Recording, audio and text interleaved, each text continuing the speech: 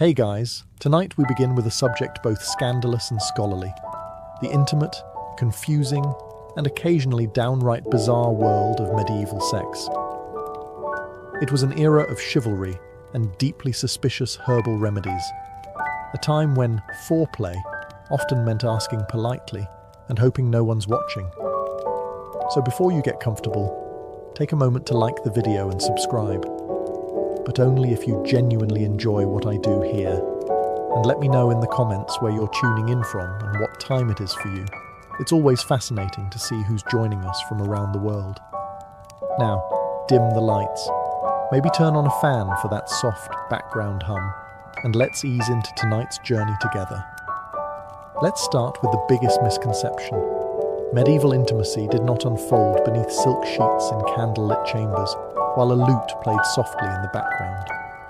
In reality, the setting was usually a small, single-room home shared by an entire family, including children, aging relatives, a couple of goats, and a chicken who had strong opinions about personal space. Privacy, as we think of it, simply didn't exist.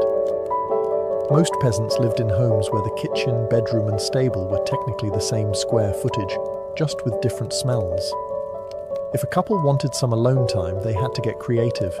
Timing mattered, so did volume. And ideally, so did whether the kids were asleep and facing the wall. Curtains were a luxury, beds were shared, and even among the upper classes, servants might be asleep at the foot of the bed, or standing in the corner pretending not to notice anything. Many noble households kept records of bedroom arrangements for legal or religious reasons, which is exactly as awkward as it sounds. Travelling also didn't help. Inns often had shared beds. That's right, total strangers might sleep side by side for the night, which made things even more complicated.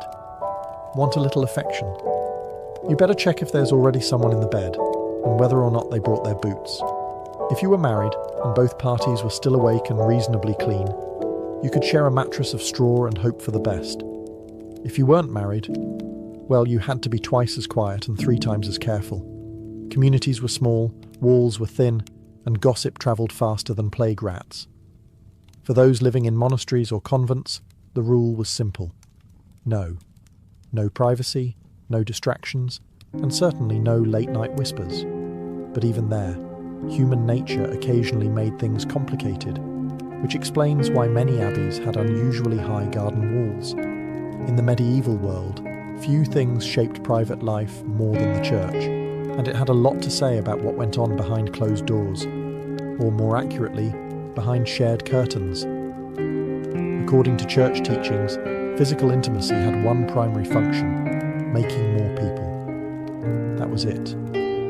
Not pleasure, not bonding, not stress relief. Just reproduction. Everything else? Distracting at best, sinful at worst. This wasn't just Sunday sermon material. Bishops, theologians, and confessors wrote detailed instructions on what was and wasn't acceptable, in case anyone dared to improvise. Certain days of the week were off limits. So were major feast days, fasting days, holy days, and, in some regions, entire liturgical seasons. Want to be close to your spouse during Lent? Think again.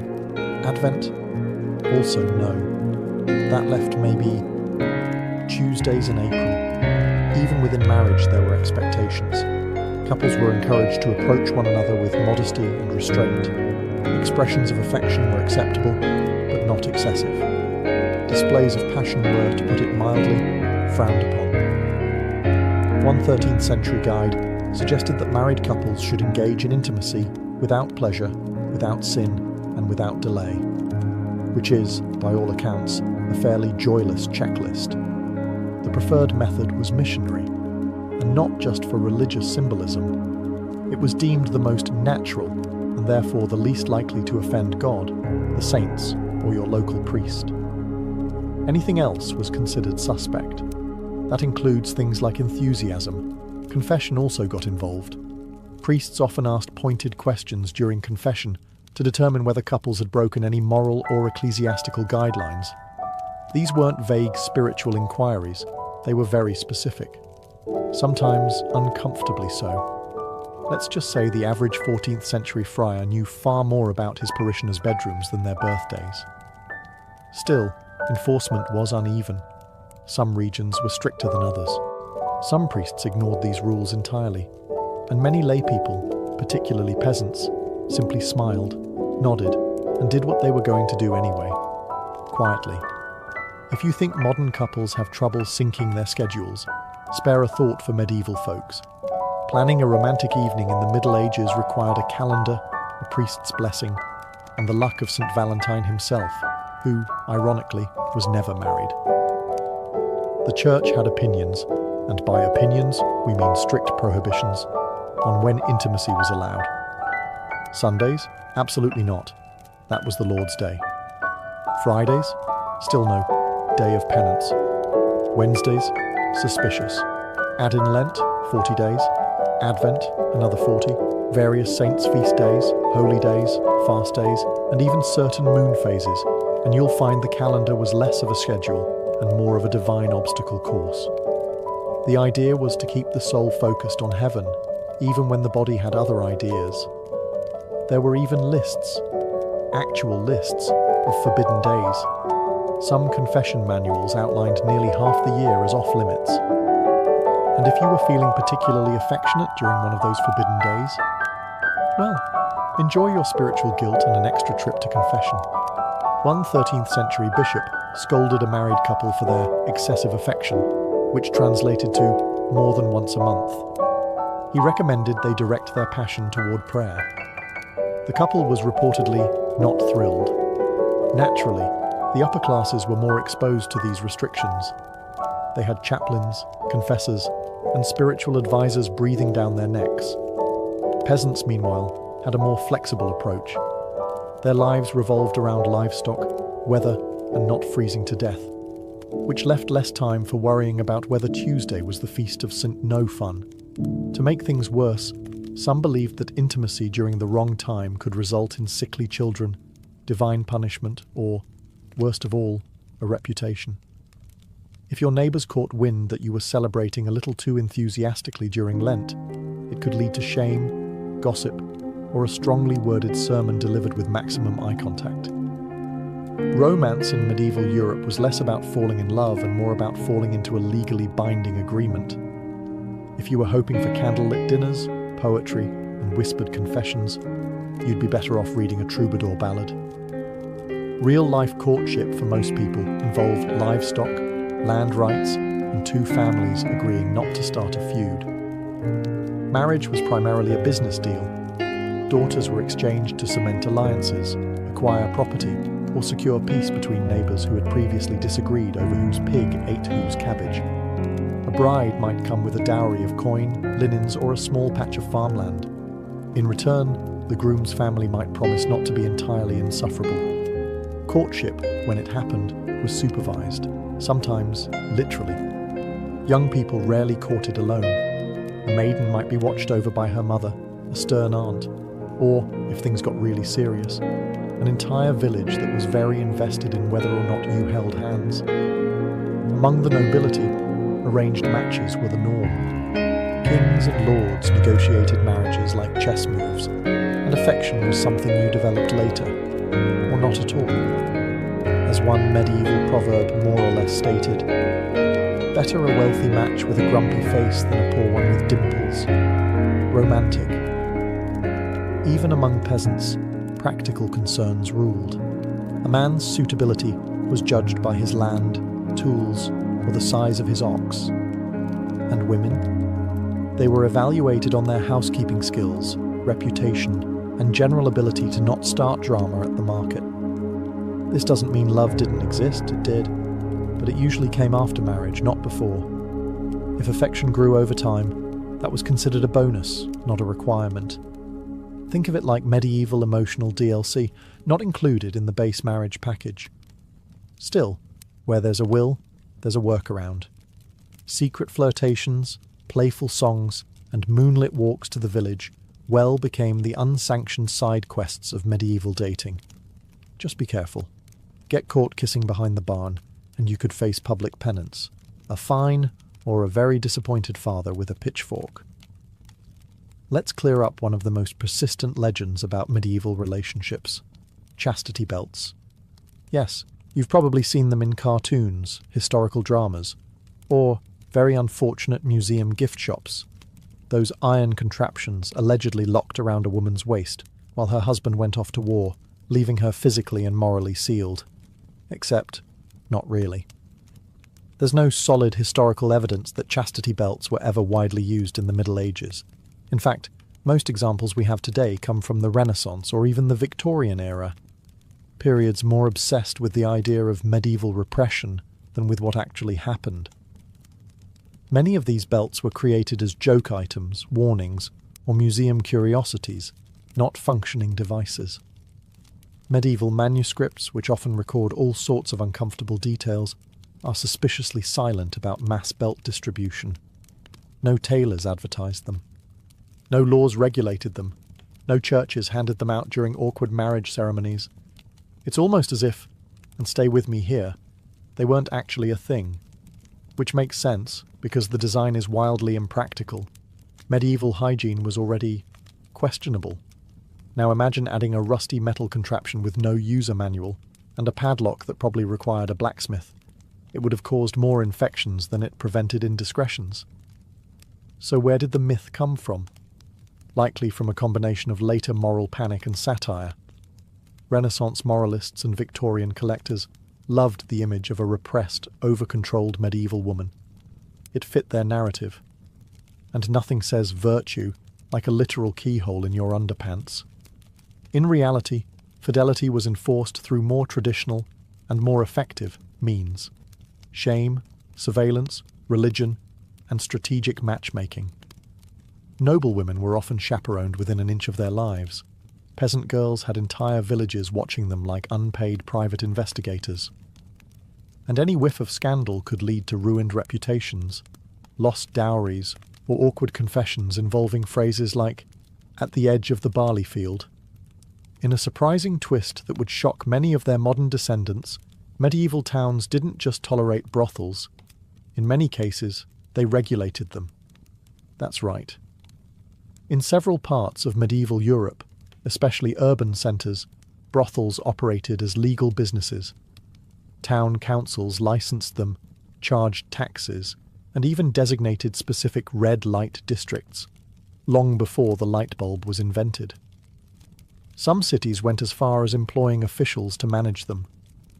These lucky souls were known as brothel keepers, or more colourfully, keepers of public women, which sounds like a very stressful line on a resume. The rationale behind this arrangement was pragmatic, if a little cynical. Officials believed that allowing a controlled outlet for men's desires would reduce the chances of greater sins, like adultery, assault, or, heaven forbid, dancing. Regulated brothels were seen as a necessary evil to keep society orderly, much like traffic signs or the existence of turnips. The church, of course, wasn't thrilled. Officially, it condemned the entire practice. But unofficially, many clergy turned a blind eye. Some even collected rent from the very same establishments. If that sounds like hypocrisy, congratulations. You've grasped the essence of medieval theology in practice. Working in a brothel was no fairy tale, but it wasn't necessarily a life of constant misery either. Some women chose the profession for economic reasons, especially widows or those without family support. Others were coerced or trafficked, particularly in port cities, where sailors brought in coin and complications in equal measure. There were even handbooks. Yes, actual handbooks, for how these houses should be managed. Clean sheets, basic health inspections, and set hours were all part of the regulation process. Patrons came from all social classes: knights, apprentices, merchants, even monks, despite vows that strongly suggested otherwise. Entry fees varied, services were catalogued, and in some cases, customers paid in eggs, wool, or whatever awkward barter they had on hand. Medieval tinder, it was not. Let's set the scene. Candlelight flickering, a soft breeze through the thatched roof. Your beloved whispers, sweet nothings, and then removes their wool tunic to reveal a powerful medieval musk. Because when it came to personal hygiene, medieval Europe had, Priorities. Staying clean was on the list, just somewhere after surviving the plague, fixing the roof, and catching the pig that got into the pantry again. Bathing did happen, but not nearly as often as modern noses would hope. Peasants bathed infrequently, maybe once a month, more if they fell into a river by accident. Soap was either homemade or imported, expensive, and used sparingly. And while public bathhouses existed in towns and cities, they were sometimes banned during outbreaks of disease or scandal, or both. If you were wealthy, you had options. A hot bath could be drawn, scented with herbs, and followed by being rubbed with linen cloths by attendants. If you were poor, your sponge bath involved a cold bucket and the vague hope that nobody would notice your aroma over the stables. To add complexity, water itself was occasionally viewed with suspicion, especially cold water. Some believed bathing too frequently could weaken the body or open the skin to illness. Others simply didn't have the time, or the tub, or any water that wasn't already being fought over by the local geese. Now, imagine trying to impress someone under these conditions. Perfume? Mostly for the elite. Deodorant? A dream of the distant future. Dental care? Well, you might rub your teeth with ash or chew mint leaves if you were fancy. Kissing was certainly an adventure. Clothing didn't help. Layers of wool, leather, linen, and fur trapped heat, sweat, and every scent you encountered during your day, including the contents of the chamber pot and the mystery stew. And yet, people still found ways to fall in love, flirt, and get close. Perhaps our standards were different. Or perhaps, when everyone smelled equally awful, love was truly blind. And nose blind. In medieval Europe, controlling the size of your family was a bit like trying to steer a cart with no wheels, no reins, and a particularly uncooperative goat. Technically possible, but not something you could count on. To be clear, people did try. Just because contraception wasn't effective by modern standards didn't mean medieval folks were oblivious. They were very much aware that certain behaviours led to babies, and many went to elaborate, if occasionally baffling, lengths to prevent it. Some of the more scientific methods included herbal mixtures, animal membranes, and rituals that involved burying certain objects near the doorstep. One popular approach advised drinking wine boiled with beaver testicles. Others recommended wearing amulets blessed by someone who hopefully wasn't guessing. A few guides even claimed jumping up and down vigorously after intimacy would help, which, if nothing else, probably burned some calories. There were also early versions of barrier methods, though calling them reliable would be generous. Linen soaked in various concoctions was one approach. A few brave souls tried wax. And there are scattered references to, let's call them medieval prototypes of what would later become familiar latex devices. But don't ask how they were made. You really don't want to know. The church, of course, was not amused. Any attempt to avoid conception was often labelled sinful or unnatural. Procreation was the stated goal of marriage, and anything that got in the way of that divine mission was frowned upon, or more commonly, denounced loudly from the pulpit. Still, not everyone followed church guidance. Among married couples, particularly those struggling with poverty, the desire to space out pregnancies or avoid another mouth to feed was very real. And among unmarried couples, let's just say the motivation was even stronger. But no matter the method, reliability was low. Birth control, such as it was, depended on folk wisdom, local herbs, and a surprising amount of hope. And when it failed, which it often did, well, that's where hasty marriages, hidden pregnancies, and a lot of awkward conversations came in. Despite what church authorities liked to pretend, not every medieval couple waited until the wedding bells rang before getting cosy. In fact, the practice of testing the goods before marriage was, well, common enough to require a lot of paperwork. Known as fornication in church records and getting ahead of yourself in everyday village gossip, intimacy before marriage wasn't exactly rare, but it was definitely monitored. In towns and parishes across Europe, local officials kept moral rolls, which were less like diaries and more like ledgers of shame. If a couple was caught, or even suspected, of jumping the marital timeline, they could be hauled before the local court and fined. Sometimes the fine went to the church, sometimes to the town, and occasionally to someone who claimed to have witnessed the event. Medieval snitching was alive and well. Fines varied depending on whether it was a first offence, whether a pregnancy resulted, or whether the couple eventually got married. In some cases, getting married after the fact erased the fine, kind of like retroactive permission. In others, the fine was still applied, but at a discounted rate. Early bird penalties, if you will, and let's not forget the social consequences. In tight-knit communities, everyone knew everyone else's business. So even if your local priest was feeling merciful, your neighbours weren't. Gossip could spread faster than a poorly stored meat pie in July.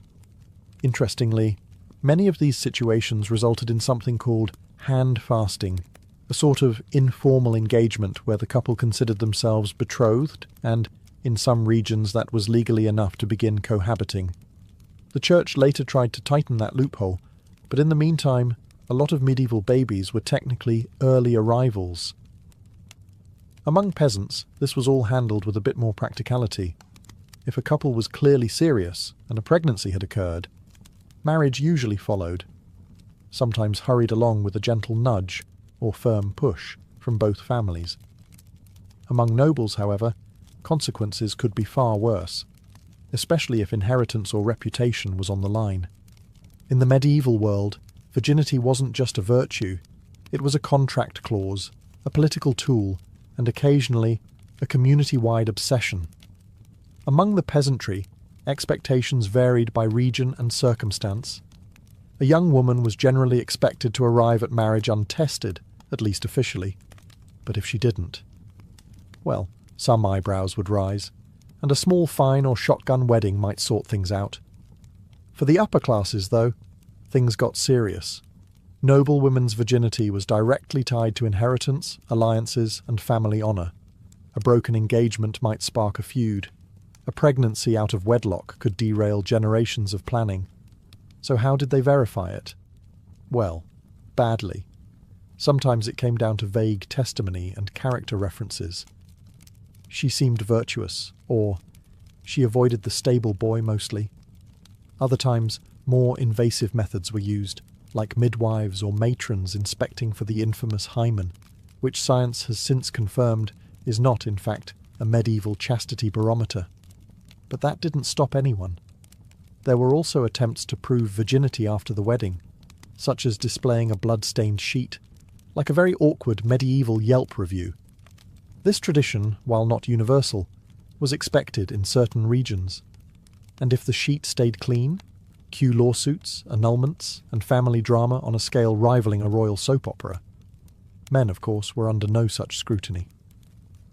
Male virginity was considered an optional bonus. A future husband's experience level was rarely questioned. At most, he might be encouraged to avoid tavern maids or loose company, but no one was checking his laundry the next morning. Virginity was also linked to religious symbolism. Maidens were often praised as pure vessels, which is beautiful in theory and incredibly uncomfortable in practice. Young girls were raised with saintly ideals, often featuring horrifying martyrdom stories. And if a marriage was annulled on the grounds that a bride had been dishonest, it didn't just ruin her, it could drag down her entire family's honour and property claims. So yes, in medieval Europe, virginity wasn't just about morality. It was legal currency. If you're wondering whether same-sex attraction existed in medieval times, the answer is a resounding yes. Human nature didn't start in the 20th century, but if you're wondering whether it was openly accepted, that's where things get complicated. Medieval society was structured around religious doctrine, social roles, and property rights, and all three had a lot to say about who could love whom. Spoiler alert, it was usually a man and a woman within marriage, preferably for the purpose of making more villagers. Officially, same-sex intimacy was labelled a sin by the church, often lumped in with other unnatural acts, like dancing on feast days or reading too many books. Punishments varied wildly depending on region, time period, and who was involved. A peasant couple might get a scolding and penance. Nobles, they might face exile, or quietly be ignored if they had enough land. But while the church thundered from the pulpit, real life was messier. We have records, poems, letters, even legal documents that show emotional, romantic, and sometimes physical relationships between people of the same sex. Some monks wrote love letters to each other in Latin that sound suspiciously less brotherly and more longing. Noblewomen sometimes shared beds and declared exclusive devotion in terms that would make a troubadour blush. Medieval Europe also had social structures that blurred lines. All male monasteries and all female convents created deep emotional bonds. Knightly brotherhoods were full of vows and affectionate language. Some historians debate whether these were romantic, platonic, or something in between. But either way, there were feelings involved. And possibly poetry. As for terminology, the modern concept of sexual identity didn't exist. You didn't come out. You just lived, carefully, quietly, and often coded in allegory. There were no pride parades, but there were songs, saints' stories, and suspiciously intense pilgrimages taken in pairs. Adultery in medieval Europe was a bit like handling a live chicken while juggling knives. Risky, loud, and likely to end with someone losing a bit of pride, or property. Let's be clear, adultery wasn't just a personal failing. It was a social offence. Marriage was seen not only as a holy sacrament, but also a legal contract, a property deal, and often a strategic alliance. So when someone strayed, they weren't just breaking hearts. They were tampering with inheritances, dowries, and the always fragile local gossip equilibrium. For women, the stakes were significantly higher. A married woman caught in an affair could face public shaming, loss of dowry rights, forced penance, or even exile, especially if she had the audacity to get caught with evidence. Adulterous noblewomen might find themselves imprisoned, divorced, or, in extreme cases, discreetly removed from court life. Think less scarlet letter, more scarlet exit. Men, on the other hand, got more leeway. A married man having an affair with an unmarried woman might be seen as morally suspect, but not legally punished, unless the woman's family had powerful friends or the church was feeling unusually righteous that week. That said, not all adulterers got off easy. Some towns imposed steep fines or required public confession. A few legal records include creative punishments, such as parading through the village in nothing but a shift or having to pay for a new church bell, because nothing says divine justice like bronze acoustics. The real danger, however, wasn't always the law. It was the husband. Honour killings weren't unheard of, particularly among nobles. If a cuckolded man discovered his wife's affair, medieval custom sometimes allowed him to take appropriate action. The definition of appropriate, of course, depended heavily on his status and how many swords he owned. For the wealthy, things could spiral into full-blown scandals, duels, annulments, or decade-long family feuds. For peasants, the consequences were usually financial. A fine here, a goat forfeited there, and a permanent place in village gossip. In medieval Europe, the idea of consent existed, but not in the way we understand it today. It wasn't about mutual respect or enthusiastic yeses. Instead, it was tangled in law codes, dowries, church doctrine, and the occasional shrug from society. Let's start with the basics. Medieval canon law did recognise the concept of consent in marriage. In fact, a marriage was considered valid if both parties verbally consented, even without a priest present. That's right. Two people saying "I will" in a field somewhere could technically be married. Romantic? Possibly. Legally confusing? Absolutely. But here's the rub. Just because consent was acknowledged in theory doesn't mean it was respected in practice, especially for women. For noble daughters, consent often came after arrangements were made. Families negotiated marriages like peace treaties. The young lady's opinion might be politely requested, or strongly implied. But in the end, the dowry talked louder than she did. For peasant women, choices were broader, but still pressured. Saying no to a match could mean economic ruin or social backlash. Saying no to the local Reeves' son? Riskier still. Inside marriage, consent became even murkier. Husbands had legal rights to their wives' bodies, and denying them could be grounds for complaint or annulment. Some church thinkers argued that spouses owed each other the marital debt, which sounds like a joint checking account, but was actually far less voluntary. Still, the picture wasn't all grim. Medieval courts did prosecute cases of coercion and assault, especially when witnesses were available or the accused didn't have powerful friends. In urban centres like London or Paris, court records show women and men bringing forward complaints, sometimes winning justice, or at least making a public stink. And let's not forget the literary side. Medieval tales are full of complex dynamics. Courtly love poetry, for example, often danced around consent, with knights pining, ladies refusing, and everyone dramatically swooning. If nothing else, they knew it was important to ask, even if they ignored the answer. If you ever felt like the medieval church had a complicated relationship with physical pleasure, you're right. It wasn't just complicated. It was borderline suspicious. And that suspicion extended right into the bedroom of every married couple, where the church preferred, ideally, that nothing too enjoyable was going on. To be fair, the church didn't outright ban marital relations.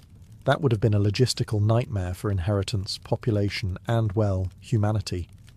But it did strongly recommend moderation. Extreme moderation. Like, once a month, in the dark, no smiling kind of moderation. Theologians of the time praised celibacy as the highest form of spiritual discipline. Saints were celibate. Monks and nuns took vows. Even married couples were encouraged to live in continence, abstaining entirely, especially if they were older, holier, or simply tired of each other. A couple who voluntarily gave up intimacy was praised as being halfway to sainthood, or at least halfway to separate beds. Some church thinkers like St. Jerome went even further. He argued that even within marriage, desire was a weakness. Marital relations were acceptable only for procreation, not for fun, not for bonding, and certainly not because someone looked particularly fetching in their woolen nightshirt. This attitude filtered down into confessionals and moral manuals. Priests were instructed to ask married parishioners if they had been too lustful, even with their own spouses. Picture the awkward silence that must have followed that question at the altar rail. And yet, people still lived their lives. Most peasants, merchants, and even nobles nodded politely at the church's teachings, then went home and did whatever felt right between chores, taxes, and the odd peasant uprising. Let's be honest, after a long day threshing barley or settling land disputes, a little affection probably felt more comforting than shameful. But for the truly devout, celibate marriages were held up as models of spiritual partnership. These were couples who lived together, prayed together, and considered carnal urges a thing of the past, or at least a thing better left to younger, less holy villagers. After everything we've covered, arranged marriages, fines for flirting, herbal birth control, suspicious bath habits, and church warnings against smiling too much, you might be wondering, did medieval people actually fall in love? The answer is yes. Awkwardly, passionately, and sometimes even happily. Despite the rigid social structures and moral sermons, love found a way to bloom in the cracks. Peasant couples courted in fields and marketplaces, trading favours, flowers, and whispered gossip over turnips. Noble lovers exchanged poetry and secret glances during formal banquets, while pretending to care about hunting falcon breeds. Monks and nuns wrote letters filled with emotion that modern readers still debate. Was it spiritual longing, or something more? Literature from the period is bursting with romance. Troubadours sang of distant ladies who inspired knights to go off and get very dramatically injured. Stories of courtly love glorified longing from afar, especially if you were pining for someone married to your boss. Sure, the love was often unattainable, But hey, that's where the best verses come from. In some cases, couples genuinely married for love.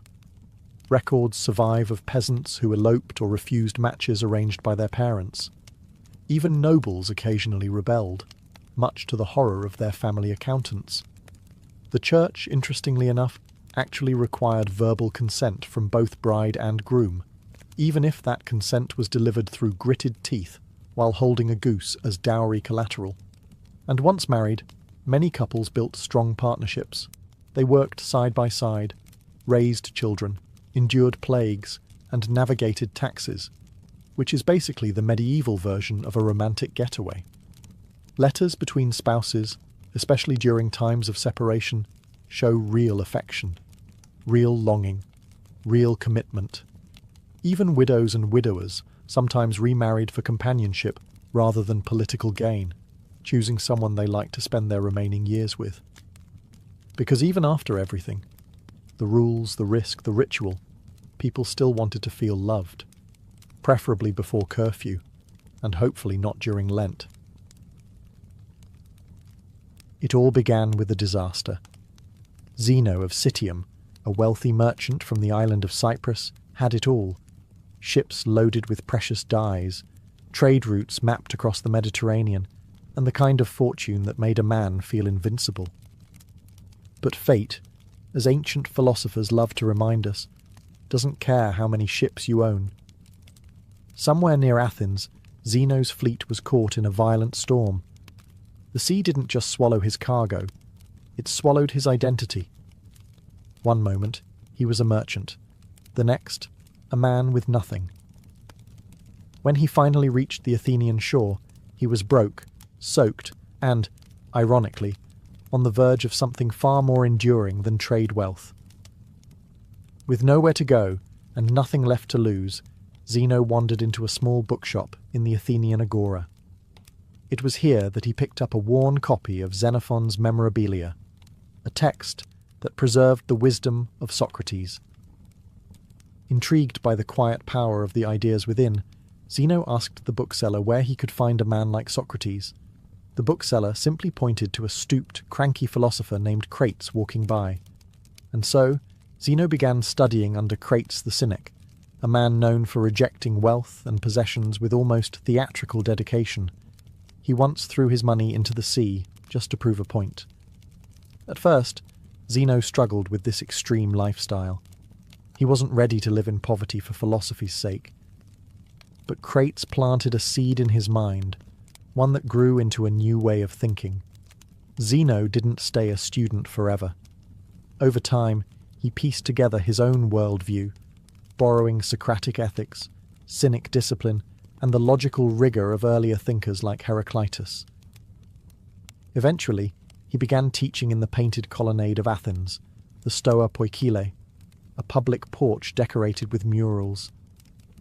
That's where Stoicism got its name, not from an ivory tower or secret academy, but from a painted porch open to all.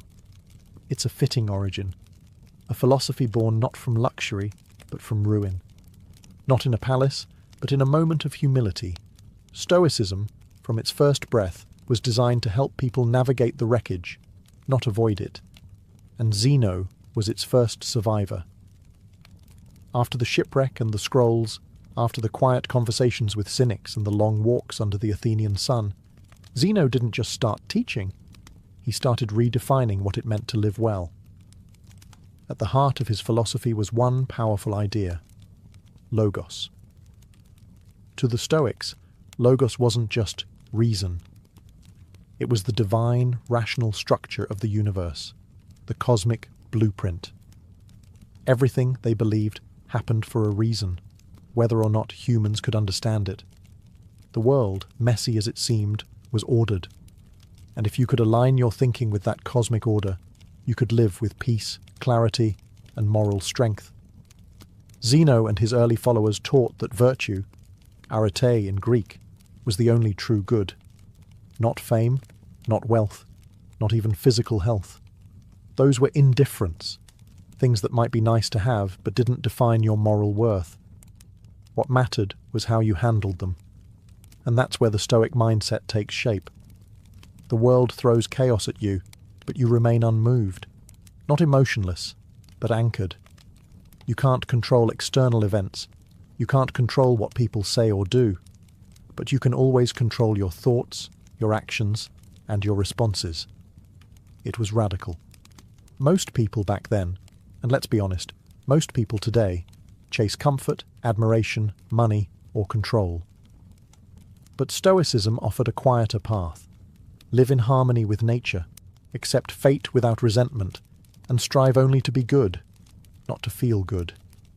Their favourite analogy? Life is like being a dog tied to a cart. You can either run with it or be dragged behind. Either way, the cart's going forward. Your choice is how you move with it. Zeno wasn't alone for long.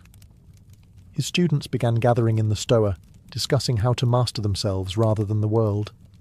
Over time, this porch talk turned into one of the most quietly resilient philosophies in history, and one that would outlast empires. But philosophy doesn't live in theory, it lives in practice. And in the next generation, a new Stoic would take the reins. One who fought battles not with logic alone, but with discipline and steel. His name? Cleanthes, a former boxer who brought muscle to the mind. Cleanthes wasn't your typical philosopher. Before he ever scribbled a single scroll or stood beneath the painted porch, he was a boxer. Not metaphorically, a literal pugilist, earning his bread through sheer physical strength and relentless endurance. But when he discovered Zeno's teachings, he found a different kind of strength, the kind that didn't bruise but braced the soul. He worked by night carrying water for a gardener and studied philosophy by day. His hands were calloused, his muscles worn, but his mind unshakable. Cleanthes embodied the Stoic belief that virtue comes not from privilege, but from perseverance. He didn't speak of theories he hadn't tested. If Zeno taught that one should accept hardship with grace, Cleanthes lived it every sunrise. His most famous work, the Hymn to Zeus, is a poetic tribute to Logos, the divine rationality that governs all things. But don't let the title fool you. This wasn't religious flattery. It was a calm declaration of cosmic order. Everything, Cleanthes wrote, is woven into a grand plan, even the painful parts. His Stoicism was like a glacier, silent, immense, and impossible to move. He also introduced a more emotional texture to Stoicism. While Zeno emphasized logic and detachment, Cleanthes suggested that proper emotions, like awe at nature or love for wisdom, could have a place if they aligned with reason. He wasn't arguing for indulgence, just for balance. After all, what good is a philosophy that turns you into a robot? Cleanthes wasn't flashy, and he didn't gather crowds with clever wordplay.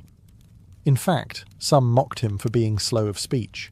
But what he lacked in eloquence, he made up for in steadiness. And in Stoicism, steadiness was everything. He eventually succeeded Zeno as head of the Stoic school, not because he was charismatic, but because he lived the philosophy more fully than anyone else. His life was a kind of walking proof, a quiet testament that one could endure hardship without bitterness, question fate without rage, and remain grounded without giving up on greatness. Through Cleanthes, Stoicism gained muscle. Not the kind that wins applause, but the kind that holds your spine straight when the world goes sideways. And then came a man who sharpened Stoicism like a blade, Chrysippus, the logician who turned this porch-born philosophy into a towering system of thought. If Zeno founded Stoicism and Cleanthes gave it strength, Chrysippus gave it its skeleton. Without him, Stoicism might have crumbled into vague ideas and forgotten porch lectures. Instead, it became one of the most rigorous philosophical systems in the ancient world, thanks to a man who reportedly wrote over 700 books. Most of them now lost, but their influence? Undeniable. Chrysippus was relentless. He didn't just inherit the school from Cleanthes, he rebuilt it. Where Zeno had been reserved and Cleanthes poetic, Chrysippus was surgical. His specialty: logic. In a time when most philosophers leaned on rhetoric or emotional appeal, Chrysippus built a system of reasoning that could rival Aristotle's. He was obsessed with clarity. He believed that if Stoicism was to survive, it couldn't rely on charisma or tradition. It had to make sense. Ironclad. No loopholes. No fluff. He refined the Stoic distinction between what is in our control and what is not. He expanded their ethics, metaphysics, and physics into something coherent and unapologetically difficult. Chrysippus argued that virtue alone was sufficient for happiness, not virtue plus comfort or virtue plus friends. Just virtue, full stop. One of his most famous contributions was the lecton, a concept describing the meaning behind words. He argued that every spoken word had a sayable, a layer of content carried by speech, tied to logic. It might sound abstract, but this deepened the Stoic understanding of reason and clarity, which for them was essential to a good life. But he wasn't just dry parchment and dusty scrolls. Chrysippus had a biting wit. Once, when accused of not practicing what he preached, he supposedly replied, "Would you blame a doctor who gets sick?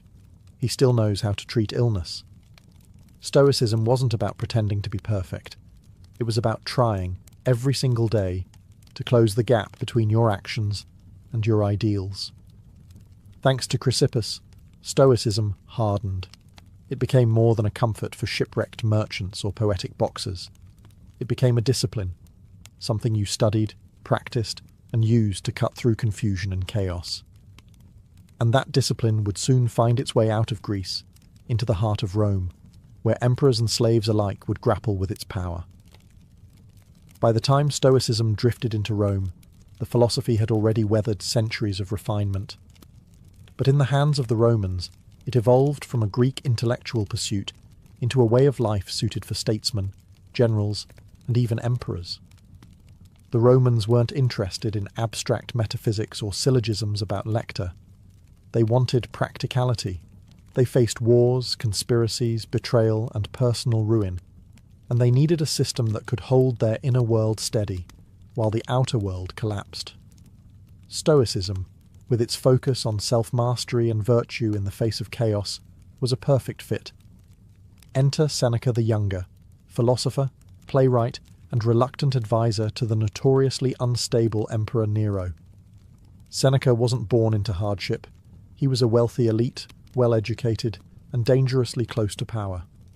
But despite his position, his writings reveal a man deeply aware of life's fragility and the corrupting lure of comfort. In his letters to Lucilius, Seneca preached restraint, mindfulness, and simplicity. He warned against being ruled by emotion or desire, and yet his own life was a battlefield between Stoic ideals and political compromise. He amassed wealth even as he wrote about frugality.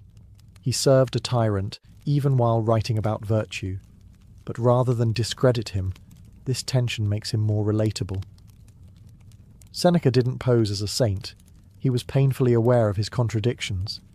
His advice to others often came with a quiet self-rebuke.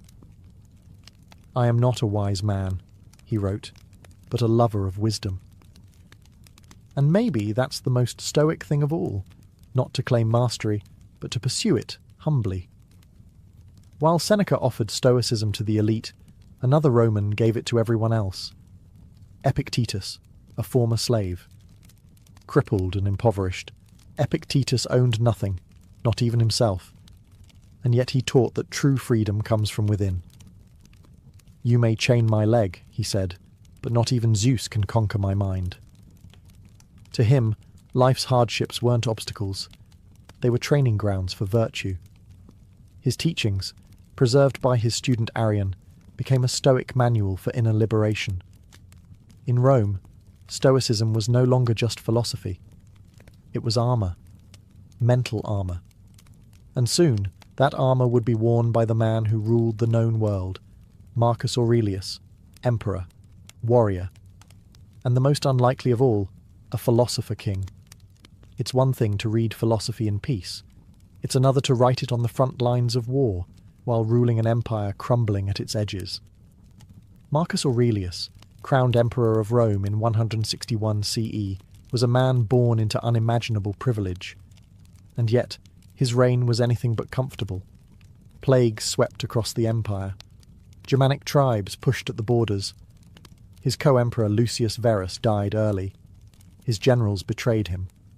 And worst of all, his own son, Commodus, would grow into the tyrant he had hoped never to raise.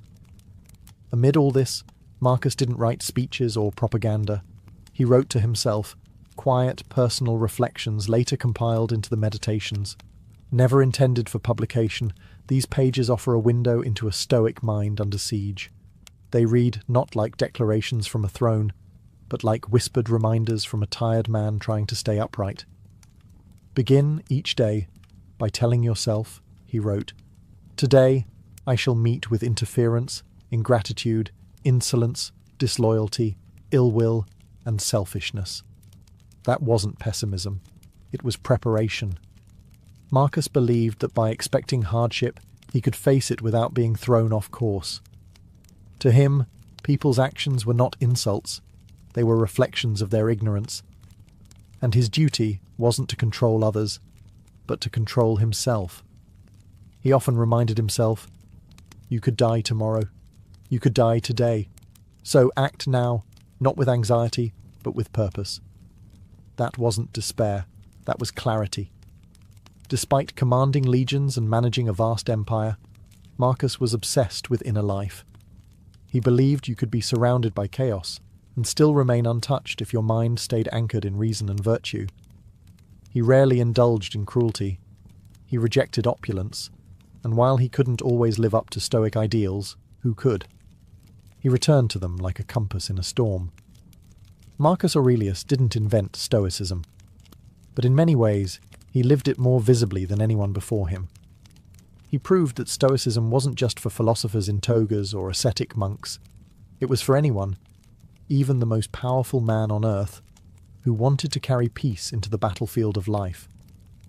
And yet, after Marcus, the flame of Stoicism began to flicker. It wouldn't vanish, but it would retreat, waiting centuries to be rediscovered by new seekers of calm in the modern world. After the death of Marcus Aurelius in 180 CE, Stoicism didn't exactly die, but it faded. The philosophy that had once stood at the heart of Roman intellectual life began to slip quietly into the background. Part of this had to do with politics. Marcus's son, Commodus, inherited the empire and seemed determined to undo every Stoic virtue his father lived by. While Marcus embodied restraint and wisdom, Commodus embodied indulgence and vanity. The Roman court became a theatre of excess, and philosophy had no role in the spectacle.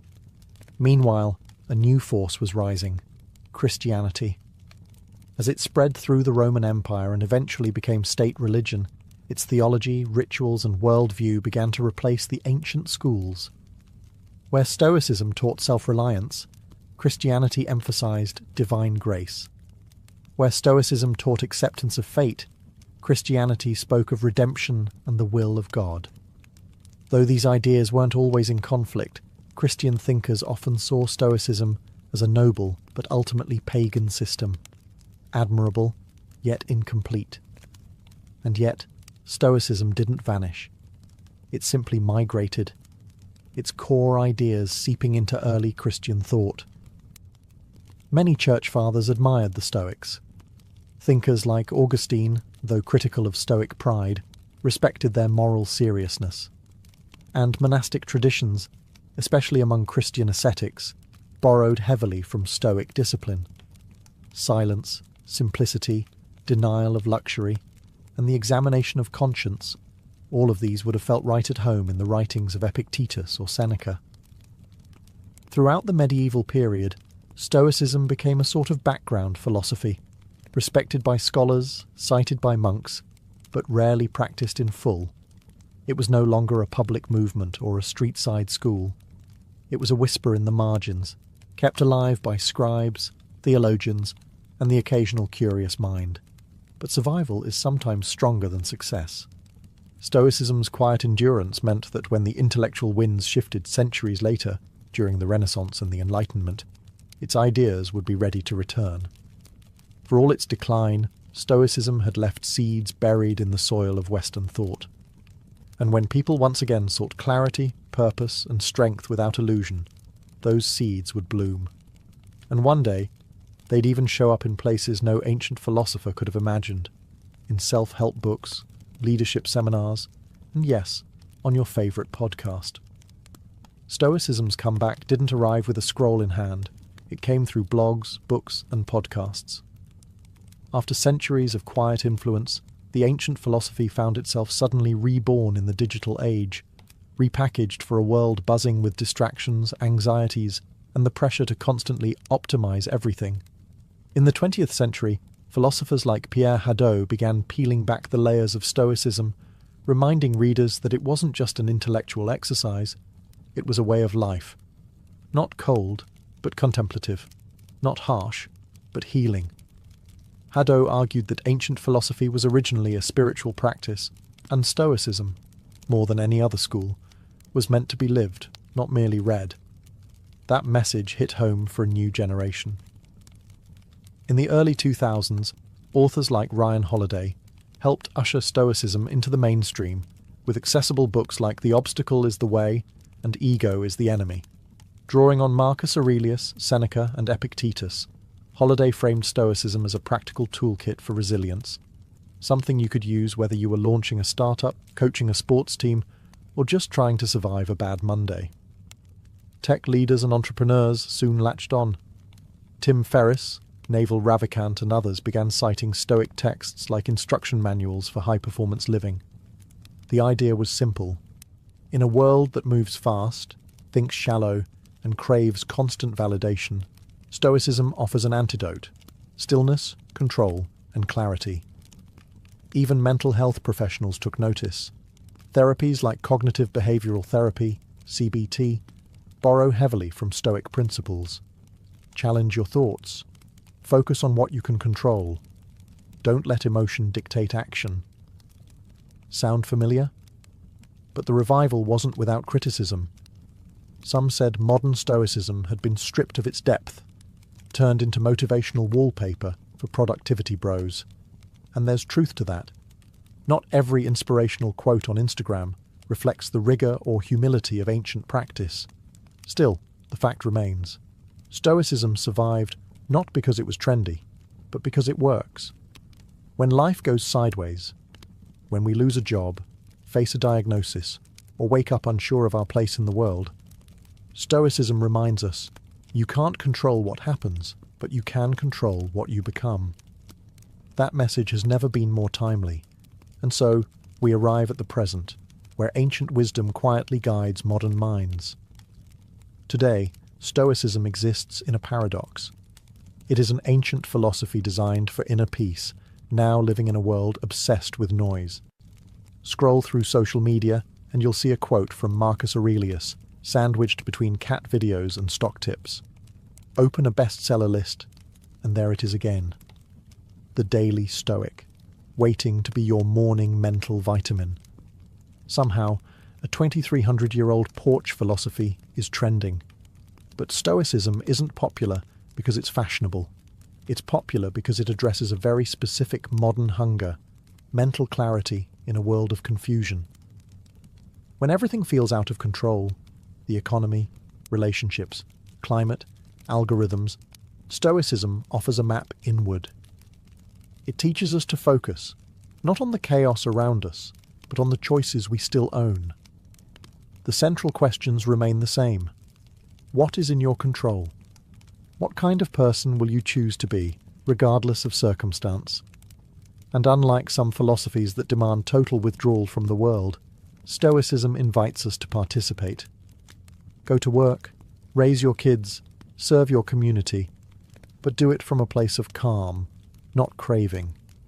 Action, yes, but grounded action. In that sense, Stoicism is a kind of rebellion, not the loud, sign-waving kind, but a silent resistance against impulsiveness, distraction, and emotional chaos. It's the discipline to pause before reacting, the courage to stay kind in a cruel moment, the humility to know you're not the center of the universe, but you are responsible for how you move through it. More than ever, people are returning to this simple clarity. Athletes use it to manage pressure. Veterans use it to process trauma. CEOs use it to lead without ego. Teenagers, overwhelmed by the constant flood of comparison and digital noise, turn to Epictetus for a lifeline. Of course, no philosophy is a magic cure. You'll still feel grief, still fail, still lose your temper. But Stoicism gives you something rare, a framework to get back up, reflect, and recenter. In the end, it's not about being perfect, it's about progress. Quiet, steady, internal progress. And in a world that rewards loudness, maybe the most revolutionary act is to be still. To a modern visitor, an ancient Roman bath might look like a luxury resort. Marble floors, vaulted ceilings, statues of gods, and pools steaming in the morning sun.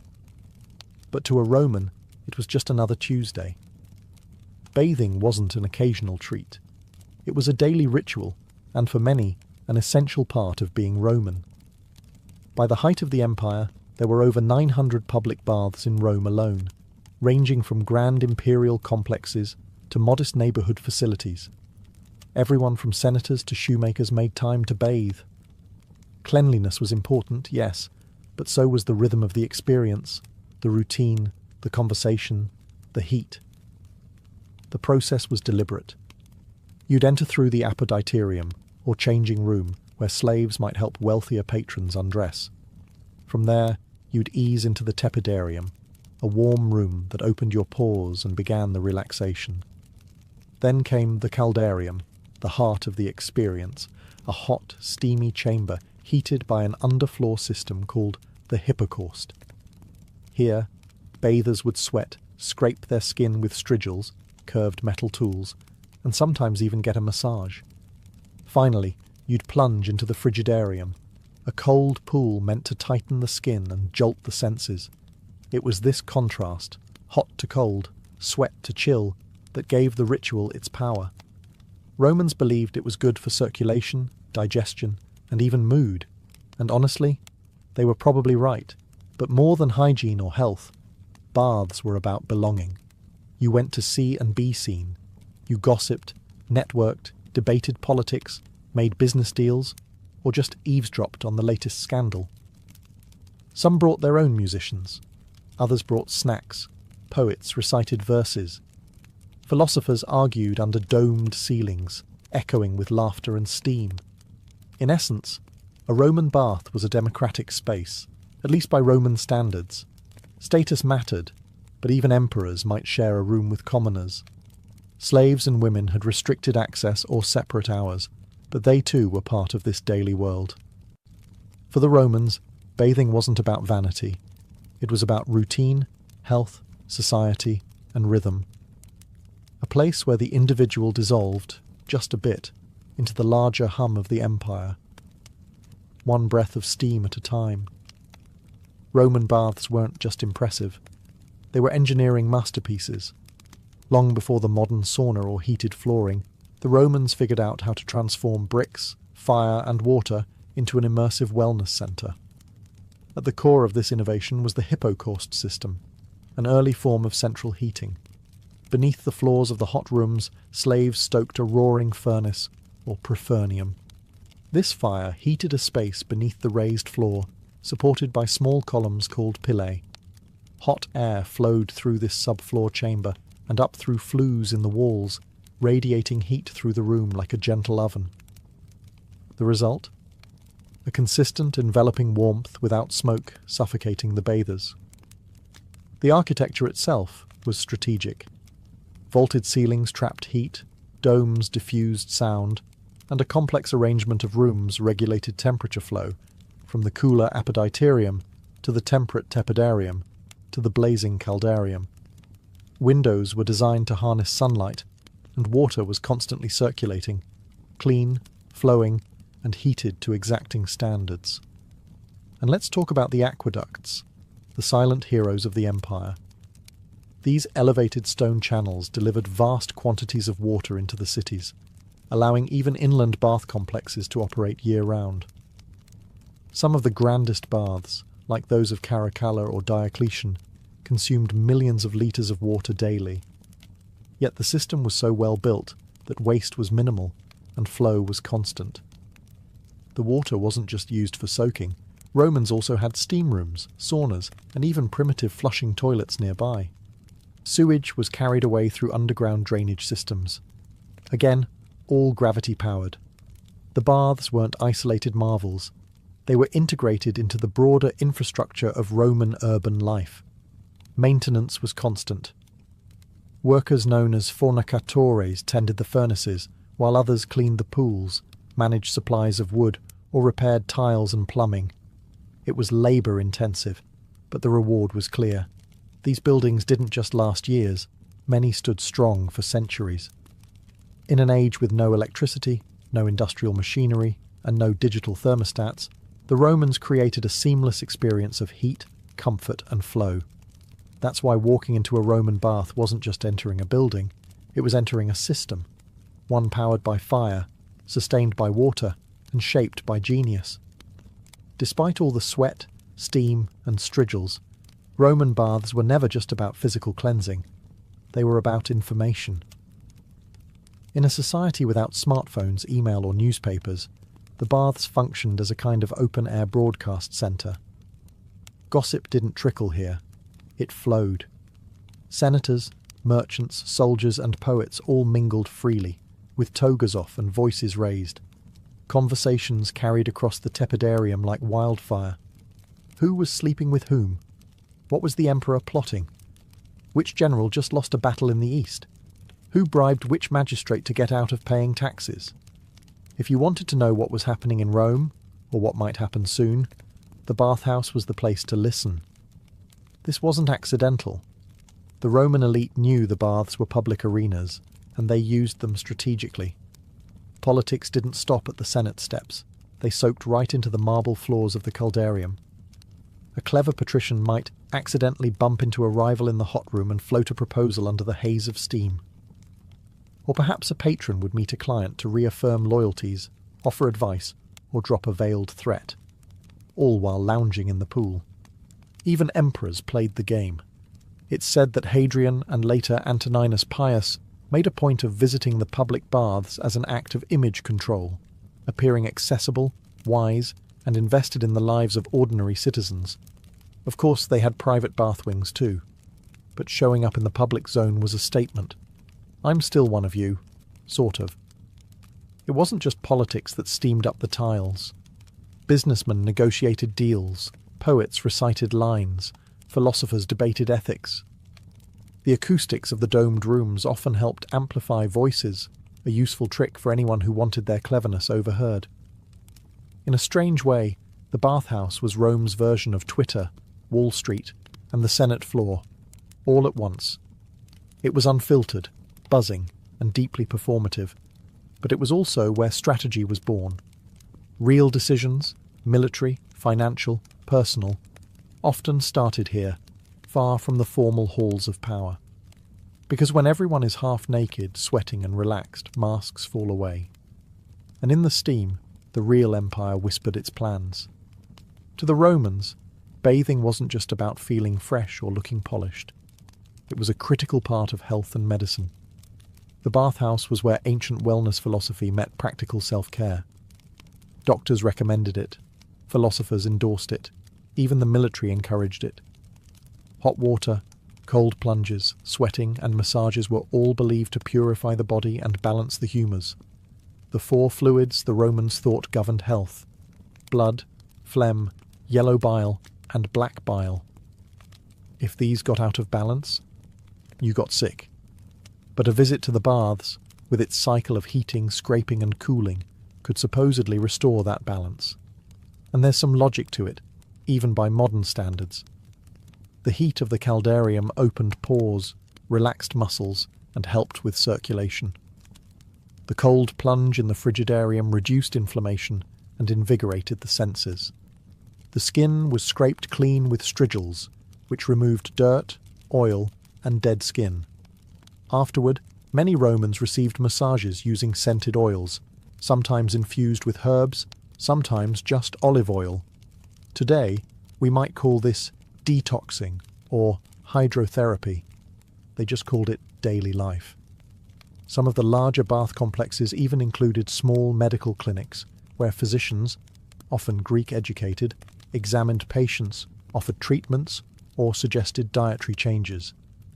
If you had a cough, aching joints, or digestive troubles, your doctor might prescribe not a pill, but a visit to the tepidarium or a change in your bathing routine. Exercise was part of the picture too.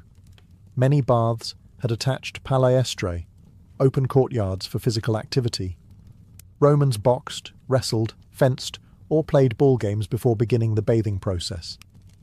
The idea was to work up a sweat before entering the steam rooms. Health wasn't passive. It was earned, one push-up and plunge at a time. Even mental health wasn't ignored. The rhythm of the bath, its slow, deliberate transitions from room to room, encouraged reflection. Some Stoics and Epicureans even wrote about the baths as places to clear the mind and tame the emotions. In many ways, Roman baths were ahead of their time, an integrated space for exercise, cleansing, socializing, and healing. A kind of ancient wellness centre, with better mosaics and slightly more gossip. For the Romans, a healthy body wasn't a goal. It was the foundation of virtue, clarity, and strength. And the bathhouse was where it all began. Walking into a grand Roman bathhouse wasn't just stepping into a building. It was stepping into an aesthetic experience. The architecture, the materials, the very air, everything was designed to impress, soothe, and elevate. From the moment you entered the apoditerium, changing room, you were surrounded by elegance. The walls were often painted in vivid frescoes, mythological scenes, pastoral landscapes, or even cheeky caricatures. Marble benches lined the room, niches held clothing, and on the better days, musicians played softly in the background while your sandals were taken by a servant. Then came the baths themselves. The tepidarium was usually the most beautiful room, designed as a kind of warm antechamber to the hotter and colder extremes. It was often circular or rectangular, with high vaulted ceilings, colourful mosaics on the floors, and large windows that diffused the afternoon light. The ceilings were sometimes coffered or domed, supported by columns of Egyptian granite or local stone. The caldarium, the hot room, featured heated pools and steam. You'd see bronze or terracotta braziers, and sometimes gilded taps that flowed with heated water. The floors were warm beneath your feet, thanks to the hypocaust system, and the air shimmered with heat. Decorative fountains and statues added a touch of divine elegance. Apollo, Venus, and Hercules all made appearances. The frigidarium, cool and serene, was usually the largest and most striking space. Its cold pool reflected a ceiling often covered in painted stars or geometric patterns. The water itself glistened, sometimes lit by small skylights or open oculi that allowed a beam of sunlight to cut through the mist. There was a quiet stillness here, a contrast to the chatter and bustle of the earlier rooms. Everything in the Roman bath was designed to inspire awe. The use of imported marble, colourful tilework, and advanced geometry wasn't just vanity, it was a statement. The baths were the empire distilled into stone, orderly, refined, and proudly extravagant.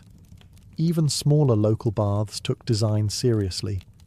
Mosaics often warned bathers with humorous Latin phrases like cave canem, beware of the dog, or balneum gratum, the bath is pleasant. These were spaces meant to charm the eye, calm the spirit, and remind you, in case you forgot, that you were living in the greatest civilization on earth. And all of that before you even got wet. While Roman baths were public spaces in theory, not all Romans experienced them equally. The bathhouse was a microcosm of Roman society, a place where lines blurred, but never fully disappeared. Let's start with class. In the grand thermae of Rome, like those of Caracalla or Trajan, emperors might bathe in the same rooms as commoners. That sounds democratic, but social distinctions still lingered. The wealthy often arrived with entourages, slaves to carry towels, oils, and even portable benches. They could afford private massages or extra services in nearby rooms. Some larger baths had exclusive sections, scolae, reserved for upper-class patrons. Even in the shared pools, there was an unspoken hierarchy. You might rub elbows with a senator, but you weren't about to chat him up. Then there was gender. Men and women did not usually bathe together. Most large bathhouses offered separate hours or separate wings. Some emperors, like Hadrian, enforced strict segregation. Others, like Commodus or Elagabalus, allowed, or even encouraged, mixed bathing, much to the horror of conservative Roman moralists. Women's access depended on time, location, and the whims of local officials. In wealthier cities, women had beautifully appointed baths of their own. In poorer regions, they often bathed early in the day, before men arrived. While some women enjoyed regular access, others, particularly those of lower status, had to navigate schedules, scrutiny, and social stigma. Slaves and freedmen made up a significant portion of bath visitors. They were allowed in and often encouraged to attend, especially if their work was labour-intensive. However, they typically entered during off-hours or in more modest facilities. That said, many slaves worked within the bathhouses as attendants, masseurs, or fire-stokers, and some were known by name for their skill and charm. And what about outsiders? Foreigners, non-citizens, and provincials were welcomed in most Roman cities, especially in the empire's heyday.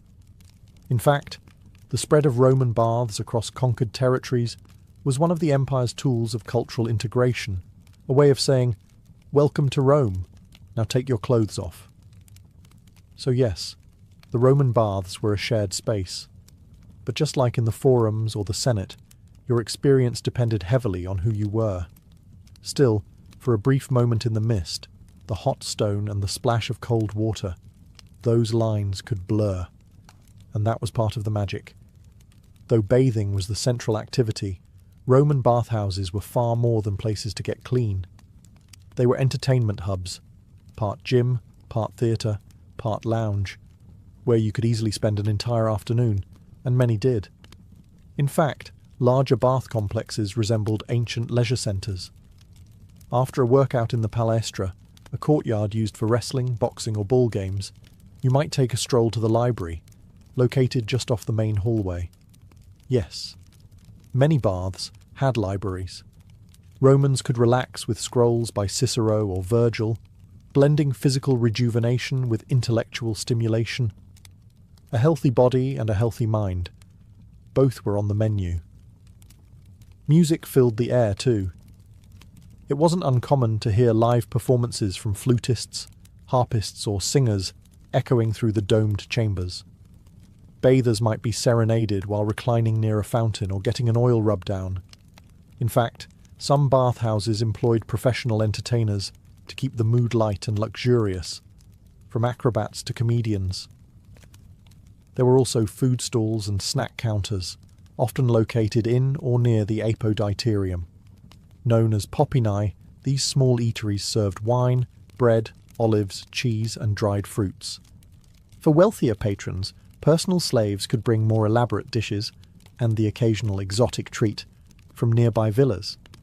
So yes, you could technically eat grapes in the steam room like a decadent emperor, though etiquette varied. Gambling was common too.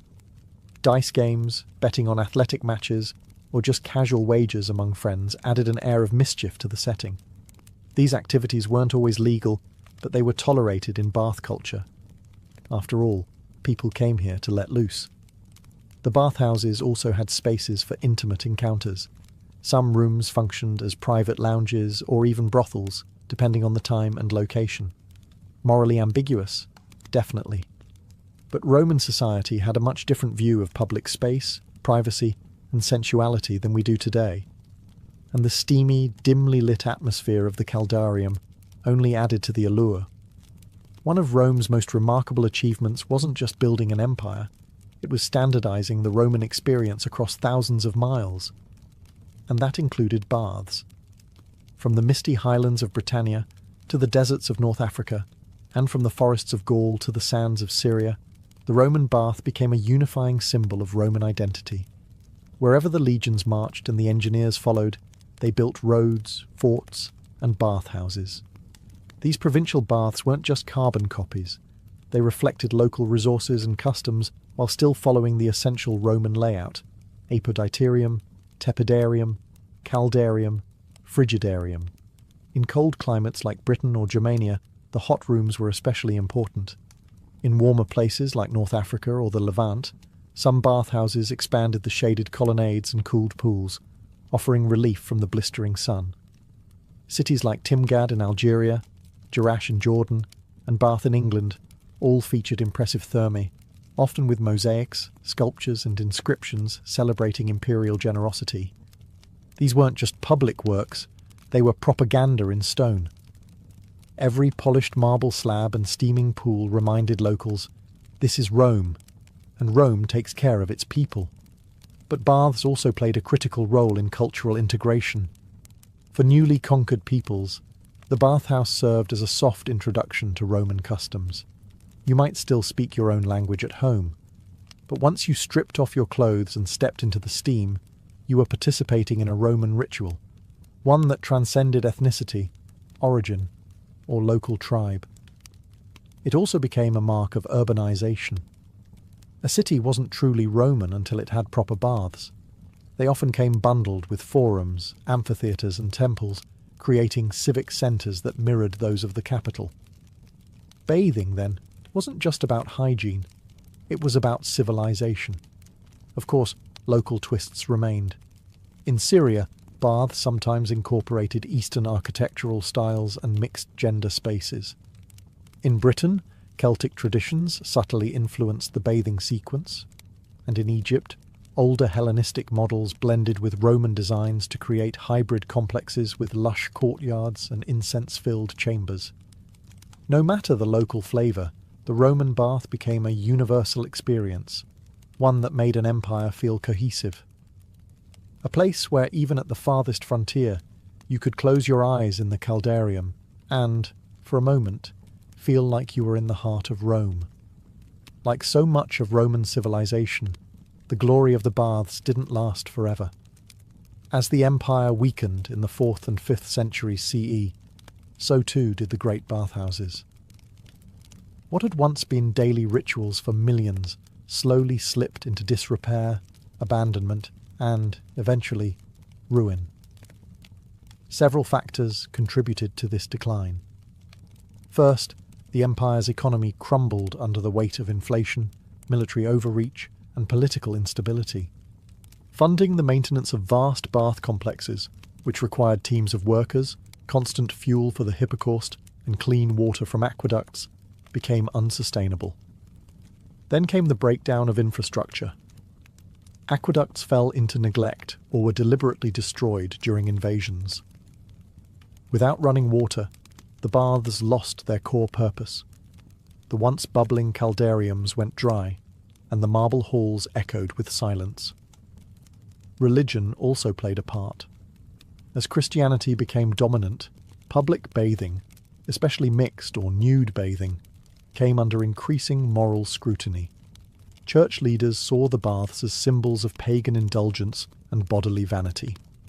While some Christian emperors tried to preserve the public health function of the baths, others shut them down or repurposed them into churches, monasteries, or administrative buildings. And yet, the legacy of Roman baths endured.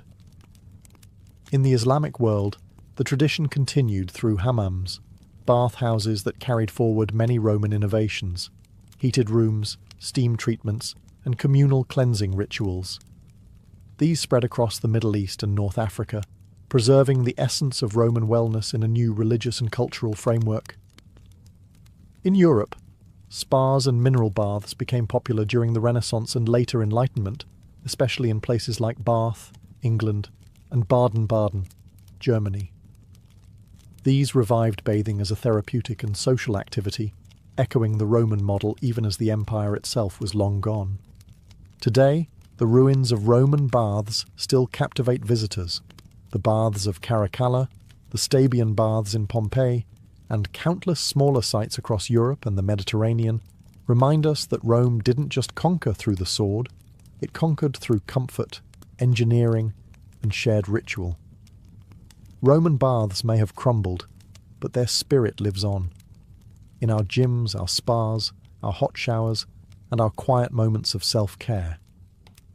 In a way, every time we draw a hot bath or sit in a sauna, we're channeling a bit of the empire, steam rising, tension fading, time slowing, just as it did 2,000 years ago.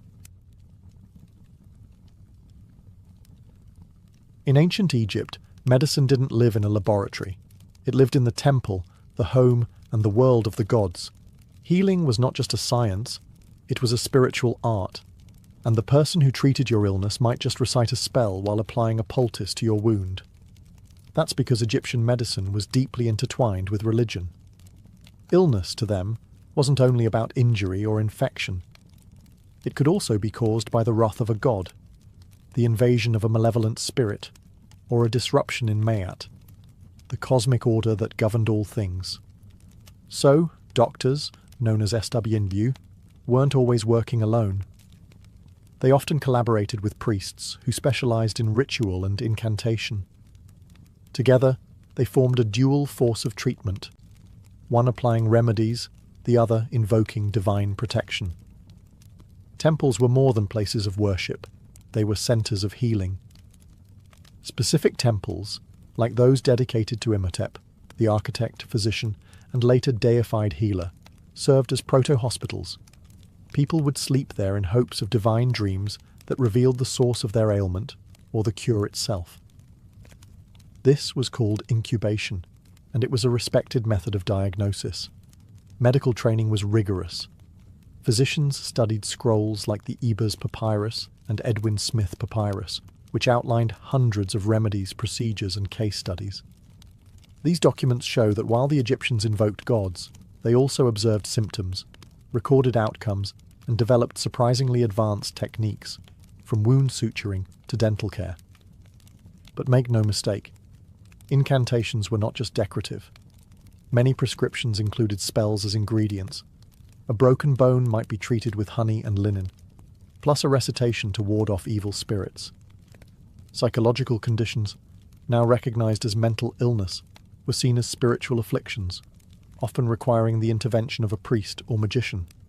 To us, this fusion of medicine and mysticism might seem contradictory, but to the Egyptians, it was holistic. Body, mind, and spirit were part of the same continuum. Healing one meant addressing all. In the land of the Nile, to be a healer was to walk between two worlds, with one hand mixing herbs and the other raised toward the gods. Long before stethoscopes and lab tests, ancient Egyptian physicians relied on their senses and experience.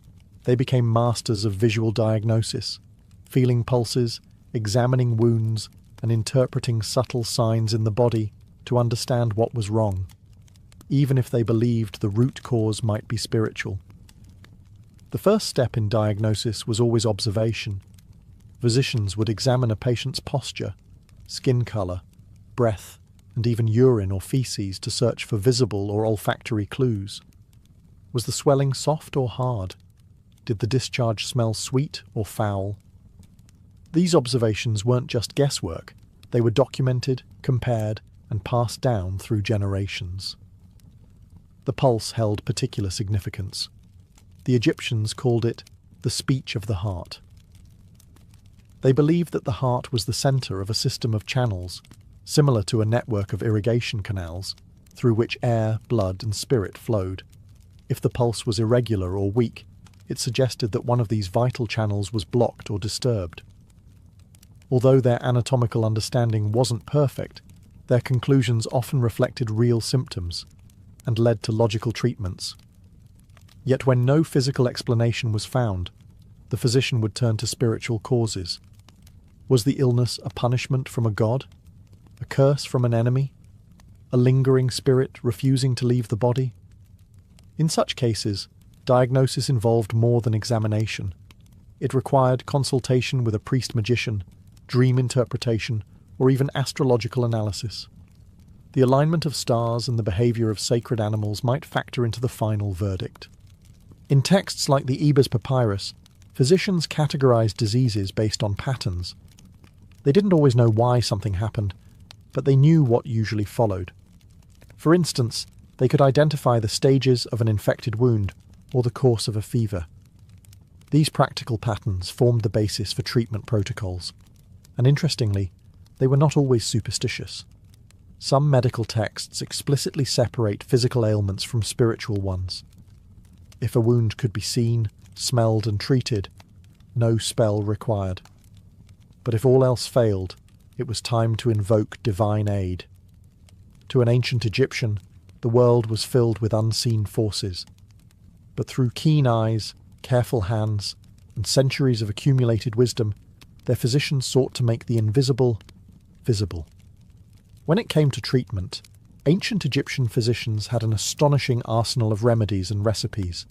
Their pharmacies weren't stocked with pills and injections, but with herbs, minerals, animal products and oils, many of which they combined with surgical procedures and ritual chants. The result? A holistic approach that blended natural science with spiritual symbolism. At the heart of their medicine was the Ebers Papyrus, a 110-page scroll from around 1550 BCE. It contains over 700 prescriptions, addressing everything from stomach pain and toothaches to skin diseases and fertility issues. Each recipe was tailored, not just to the disease, but to the patient's body and social status, and often included precise instructions for mixing, timing, and application. One of their favourite ingredients? Honey. Prized for its antimicrobial properties and still used today in wound care. Honey was applied to cuts, burns, and ulcers, often mixed with other substances like crushed seeds or resin. They also used garlic, onion, juniper berries, and myrrh, not just for their aroma but for their antiseptic and anti-inflammatory effects. Their pharmacopoeia included more exotic fare as well: crocodile dung for contraceptives, lizard blood for skin treatments, hippopotamus fat, and even mummified human flesh for particularly superstitious cures. To modern eyes, this may seem grotesque, but these remedies reflected their belief that the power of the ingredient lay not only in its physical properties, but also in its spiritual essence. Minerals like natron, a naturally occurring salt, were used to dry wounds, cleanse infections, and preserve bodies. Copper, known for its antimicrobial qualities, was sometimes crushed and mixed into salves. Oils from lotus, castor beans, and black cumin were used for massage and pain relief. Doses varied depending on the affliction. A prescription might read, mix crushed sycamore fruit, honey, and natron. Apply for 4 days. Recite the following spell over the mixture. In Egypt, words were medicine too. The spoken charm activated the cure. A reminder that for them, healing was as much about meaning as it was about chemistry. Far from primitive guesswork, Egyptian medicine was highly systematic, documented, and refined. While some remedies were bizarre, many were surprisingly effective, and some survive, in spirit or science, even today. Their medicine chest was drawn from the land, the body, and the gods, and they reached into all three to heal. While much of ancient Egyptian medicine focused on herbs and incantations, the Egyptians were not afraid to cut when necessary. They understood that some ailments needed more than a poultice or a prayer. They needed a steady hand and a sharp blade. The best evidence of Egyptian surgery comes from the Edwin Smith Papyrus, a 3,600-year-old medical text, unlike any other from the ancient world. It is methodical, clinical, and strikingly modern in tone. It describes 48 cases, mostly traumatic injuries, skull fractures, broken collarbones, spinal wounds, and includes step-by-step instructions on examination, treatment, and prognosis.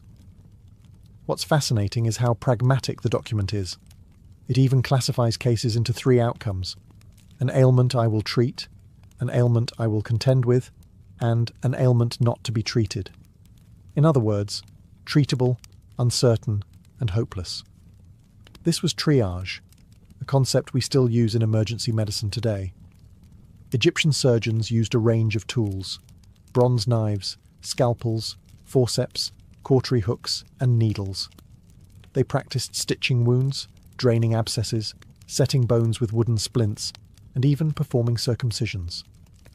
Some mummies show evidence of successful bone healing, indicating that patients survived their injuries and continued living for years. They were also pioneers in wound hygiene. Before stitching a cut, a physician might cleanse it with honey, beer, or resin, all of which have antiseptic properties. They then applied bandages soaked in oils or herbal mixtures to reduce inflammation and promote healing.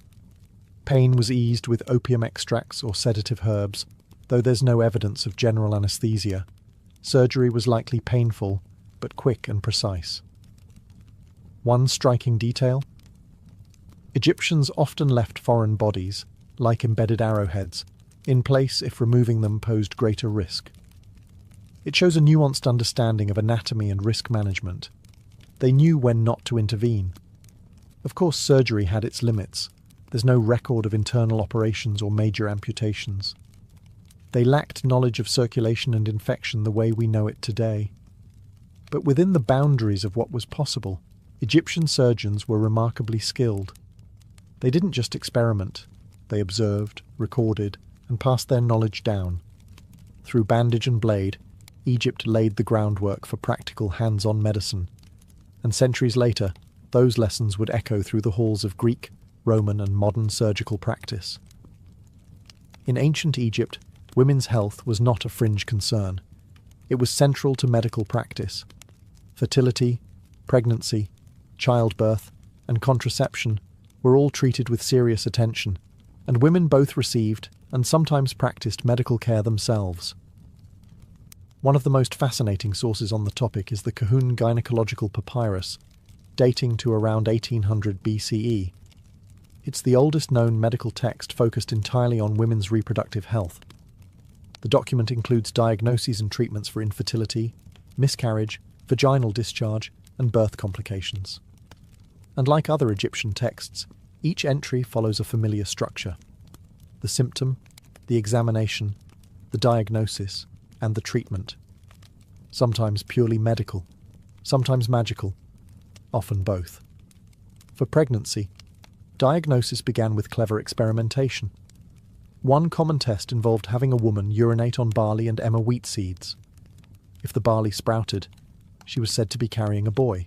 If the emmer grew, a girl. If neither sprouted, she was not pregnant. Believe it or not, modern tests suggest this method may have had a modest accuracy, likely due to hormone levels affecting germination.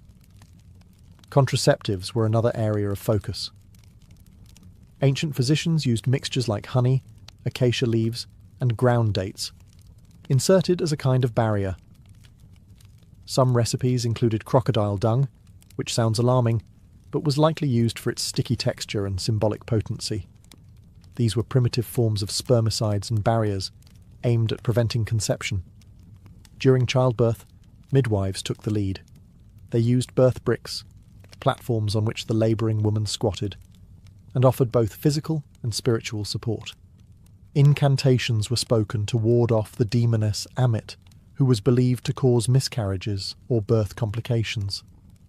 Protective amulets, especially those depicting Taweret, the hippo goddess of childbirth, were worn to ensure a safe delivery. If labour was difficult, treatments ranged from massaging the womb with castor oil to having the mother breathe in herbal infusions or drink mixtures to stimulate the body's opening. Caesarean sections were unknown. If the birth could not be completed naturally, tragedy often followed. Still, much of Egyptian obstetrics was remarkably advanced for its time. It reflected a culture where fertility was divine, womanhood sacred, and life itself a process watched over by both healer and God. In the cradle of civilization, they respected the cradle of life, with every chant, every herb, every whispered hope. To modern minds, the blend of magic and medicine might seem contradictory, but in ancient Egypt, the two were inseparable. Healing the body meant treating the visible symptoms and the invisible forces, and sometimes the cure came as much from a spoken word as from a poultice. The Egyptians believed that illness could be caused by many things: natural imbalances, bad food, injury, but also curses, malevolent spirits, or the will of angry gods. If you broke your leg in an accident, that was one thing. But if your stomach hurt for days with no visible cause, that might be a demon, or even the restless soul of the dead, Ak, trying to torment you. In these cases, physicians turned to Heka, the sacred power of magic, which was thought to have been given to humanity by the gods themselves. Heka wasn't stage illusion, it was a legitimate divine force, just as real as water or fire. A healer might use it to activate a remedy, protect a wound from infection, or drive out an invisible entity. Spells were often included in medical texts, such as the Ebers Papyrus and the London Medical Papyrus. Some were poetic, others aggressive. One charm for treating burns reads, "O Isis, great magician, I call upon you to cool the fire in the flesh of your servant as you cooled the fire that scorched your own son, Horus." The spoken word was thought to imbue the remedy with divine power, turning herbs into miracles. Amulets were another form of protection and healing. People wore charms shaped like the eye of Horus, Ankhs, or the scarab beetle, each with symbolic significance. These amulets were believed to ward off evil, prevent disease, and protect both the living and the dead. Some were even embedded in bandages or placed directly on wounds. Specific deities were also invoked depending on the ailment. Sekhmet, the lion-headed goddess of plagues, was feared but also prayed to for healing. Thoth, god of wisdom, was called upon to guide the hands of surgeons and scribes alike. In Egypt, medicine without magic was incomplete. The chant, the gesture, the symbol, all were part of the cure. Because for the ancient Egyptians, healing didn't just mean removing pain, it meant restoring harmony between the body, the soul, and the cosmos. In ancient Egypt, death wasn't the end of life. It was the beginning of eternity. And to reach the afterlife, the body had to be preserved with precision and care. Enter the art of mummification, a practice that blurred the lines between medicine, magic, and mortuary science. At its core, mummification was about preserving the physical vessel so the soul could return to it in the afterlife. The body was seen as essential, not just a shell, but a sacred structure that the Ka, vital spirit, and Ba, personality or soul, needed to navigate the underworld and reunite in the next world. The process began shortly after death. Embalmers, who acted as both technicians and ritual specialists, washed the body with palm wine and Nile water. Then came the most critical step, removal of the internal organs, which were quick to decay. The stomach, intestines, lungs, and liver were extracted through an incision in the left side of the abdomen and placed in separate canopic jars, each guarded by one of the 4 sons of Horus. The brain, curiously, was considered unimportant and was removed through the nose using metal hooks. The heart, believed to be the seat of intelligence and emotion, was often left in place, though in later periods it too was removed and replaced with a sacred amulet. The empty body cavity was then stuffed with resins, myrrh, and linen, and the entire body was covered in natron, a natural salt mixture, to dry it out. After 40 days, the body was washed again, anointed with oils, and wrapped in hundreds of yards of linen, layer upon layer, often with protective amulets placed between folds. Each step was accompanied by spells, hymns, and rituals, particularly from the Book of the Dead. These invocations protected the deceased from demons and prepared them for judgment in the afterlife. The embalmer often wore a mask of Anubis, the jackal-headed god of mummification, to symbolize divine authority. In many ways, mummification was the Egyptians' most advanced medical procedure, a blend of anatomy, chemistry, and spiritual engineering. It wasn't about saving a life. It was about preserving it forever. To them, the perfect body was more than a sign of health. It was a passport to eternity. And in every carefully wrapped limb, they practiced medicine for the soul. While temples and tombs held the secrets of Egypt's gods, papyrus scrolls held the secrets of its doctors. Ancient Egyptian medicine was far from a series of oral traditions or tribal remedies. It was a well-documented, professionalized system, and much of what we know comes from the surviving medical texts, written with surprising structure and care. The most famous of these is the Ebers Papyrus, dating to around 1550 BCE, though it likely copied even older knowledge. Over 100 feet long, it contains more than 700 remedies for illnesses ranging from toothaches and stomach pains to mental disturbances and tumours. It includes detailed descriptions of symptoms, diagnoses, and treatments, often paired with spells or incantations. Another key text is the Edwin Smith Papyrus, a practical surgical manual written with clinical precision. Unlike other papyri filled with magic and prayers, this one reads like the notes of a war doctor. It presents case studies of traumatic injuries, mostly fractures, dislocations, and head wounds, and outlines step by step how to examine, treat, and prognosticate. It's a rare glimpse into how Egyptians could separate spiritual belief from empirical observation.